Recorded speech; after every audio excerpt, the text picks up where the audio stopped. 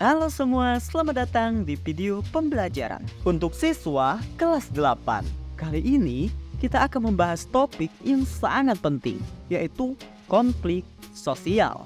Apa yang terlintas di benak kalian saat mendengar kata konflik sosial? Apakah itu perselisihan antar dua orang, tawuran antar pelajar, atau bahkan perang antar bangsa?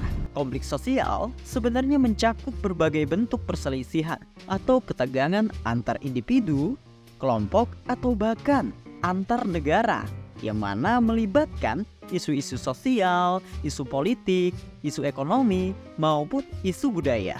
Konflik sosial dapat terjadi di tingkat individu, kelompok kecil, maupun skala yang jauh lebih besar.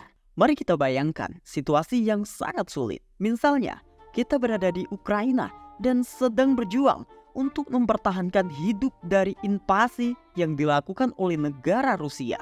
Bagaimana perasaan kalian?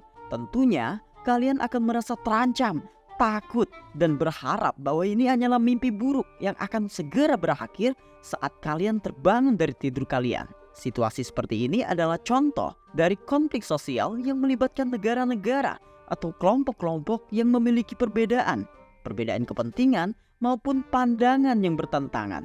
Konflik semacam ini dapat memiliki dampak yang sangat besar pada kehidupan individu maupun masyarakat secara keseluruhan. Penting untuk memahami bahwa konflik sosial tidak selalu berakhir kekerasan fisik. Konflik sosial juga dapat berupa ketegangan, perbedaan pendapat, atau ketidakadilan yang dialami oleh kelompok tertentu.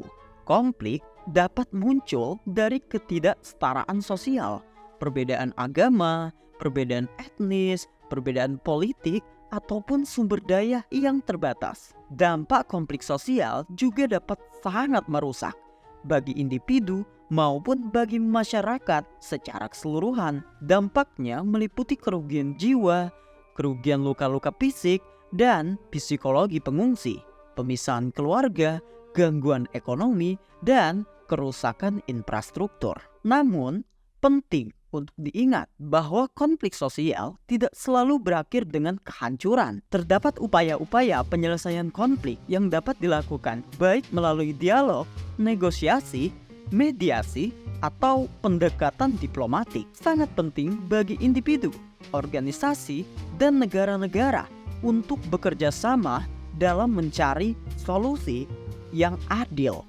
dan berkelanjutan. Dalam video pembelajaran kali ini, kita sudah menjelajahi lebih dalam tentang konflik sosial.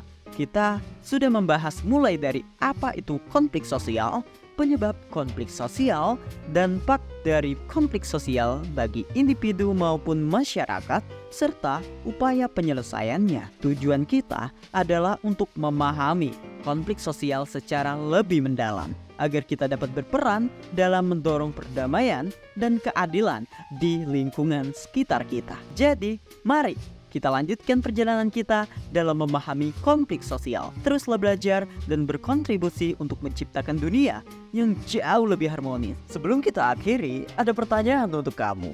Pertama, apa konflik sosial menurut versi kalian? Yang kedua, berikan contoh konflik sosial yang pernah terjadi antara kamu dengan temanmu. Dan yang terakhir, bagaimana kamu menyelesaikan pertengkaran dengan temanmu? Silakan dikerjakan di buku tugasmu. Sampai jumpa di video berikutnya. Bye-bye.